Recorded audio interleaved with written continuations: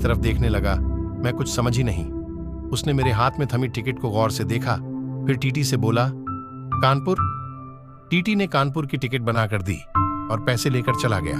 वह फिर से मोबाइल में तल्लीन हो गया। आखिर मुझसे रहा नहीं गया। मैंने पूछ ही लिया, कानपुर में कहाँ रहते हो? वह मोबाइल में नजरें गड़ाए हुए ही बोला, कहीं नहीं।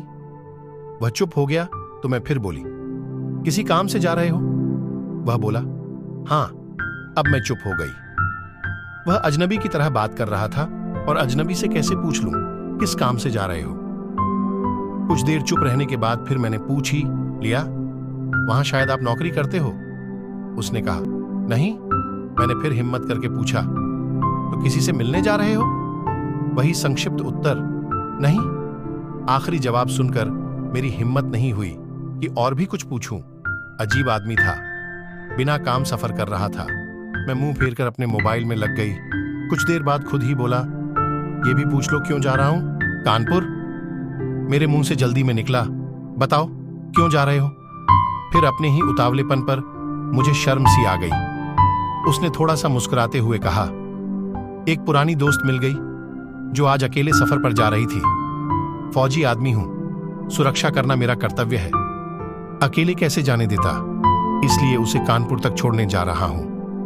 इतना सुनकर मेरा दिल जोर से धड़का। नॉर्मल नहीं रह सकी मैं, मगर मन के भावों को दबाने का असफल प्रयत्न करते हुए मैंने हिम्मत करके फिर पूछा, कहां है वो दोस्त? कमबख्त फिर मुस्कुराता हुआ बोला, यहीं मेरे पास बैठी है ना। इतना सुनकर मेरे सब कुछ समझ में आ गया कि क्यों उसने टिकट नहीं लिया, क्योंकि उसे तो पता ही नहीं था मैं कहां जा रही हूं। सिर्फ और सिर्फ मेरे लिए वह दिल्ली से कानपुर का सफर कर रहा था। जानकर इतनी खुशी मिली कि आंखों में आंसू आ गए। दिल के भीतर एक गोला सा बना और फट गया। परिणाम में आंखें तो भीगनी ही थीं। बोला, रो क्यों रही हो? मैं बस इतना ही कह पाई, तुम मर्द हो ना, नहीं सब समझ सकता हूं। मैंने खुद को संभालते हुए कहा, शुक्रिया मुझे पहचानने के लिए और मेरे लिए इतना टाइम निकालने के लिए। वह बोला, प्लेटफॉर्म पर अकेली घूम रही थी, कोई साथ नहीं दिखा तो आना पड़ा। कल ही रक्षाबंधन था, इसलिए बहुत भीड़ है। तुमको यूं अकेले सफर नहीं करना चाहिए। क्या करती, उनको छुट्टी नहीं मिल रही थी और भाई यहां दिल्ली में आकर बस गए। राखी बांधने तो आना ही था, मैंने मजबूरी बताई। ऐसे भाइयों को राखी बांधने आई हो जिनको यह भी फिक्र नहीं कि बहन इतना लंबा सफर अकेले कैसे करेगी। भाई शादी के बाद भाई रहे ही नहीं, भाभियों के हो गए, मम्मी पापा रहे नहीं। कहकर मैं उदास हो गई। वह फिर बोला, तो पति को तो समझना चाहिए, उनकी बहुत बिजी लाइफ है, मैं ज्यादा डिस्टर्ब नहीं करती और आजकल इतना खतरा नहीं रहा, कर लेती हूं मैं अकेले सफर। तुम अपनी सुनाओ, कैसे हो? अच्छा हूं, कट रही है जिंदगी। मेरी याद आती थी क्या? मैंने हिम्मत करके पूछा। वो चुप हो गया, कुछ नहीं बोला। तो मैं फिर बोली, सॉरी, यूं ही पूछ लिया। अब तो परिपक्व हो गए हैं, कर सकते हैं ऐसी बात।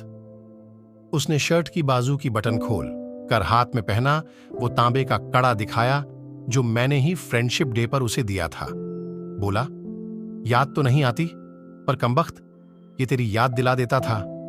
कड़ा देखकर दिल को बहुत सुकून मिला। मैं बोली, कभी संपर्क क्यों नहीं किया? वह बोला, डिस्टर्ब नहीं करना चाहता था। तुम्हारी अपनी जिंदगी है और मेरी अपनी जिंदगी है। मैंने डरते डरते पूछा, तुम्हें छू लूं? वह बोला, पाप नहीं लगेगा? मैं बोली, नहीं, छूने से नहीं लगता। और फिर मैं कानपुर तक उसका हाथ पकड़कर बैठी रही। बहुत सी बातें हुई। जिंदगी का एक ऐसा यादगार दिन था जिसे आखिरी सांस तक नहीं बुला पाऊंगी। वह मुझे सुरक्षित घर छोड़कर गया, रुका नहीं, बाहर से ही चला गया।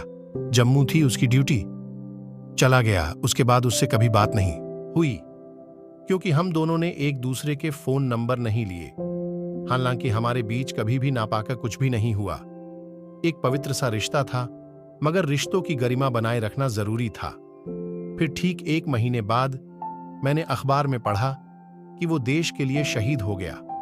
क्या गुजरी होगी मुझ पर वर्णन नहीं कर सकती, उसके परिवार पर क्या गुजरी होगी पता नहीं। लोक लाज के डर से मैं उसे आखिरी बार देख भी नहीं सका। उनसे मिले 1 साल हो गया। आज रक्षाबंधन का दूसरा दिन है और मैं अभी भी यात्रा कर रहा हूं। मैं दिल्ली से कानपुर जा रहा हूं। मैंने जानबूझकर जनरल डिब्बे का टिकट खरीदा है। मैं अकेली हूं। न जाने क्यों मेरे दिल को उम्मीद है कि वह आज फिर आएगा और उसी खिड़की के पास बैठकर अपना पसीना सुखाएगा। एक सफर था जिसमें एक हमसफर था। आज एक यात्रा है जिसमें उनकी यादें हमारी साथी हैं। बाकी जिंदगी का सफर तो जारी है। देखते हैं कौन मिलता है और कौन जाता है।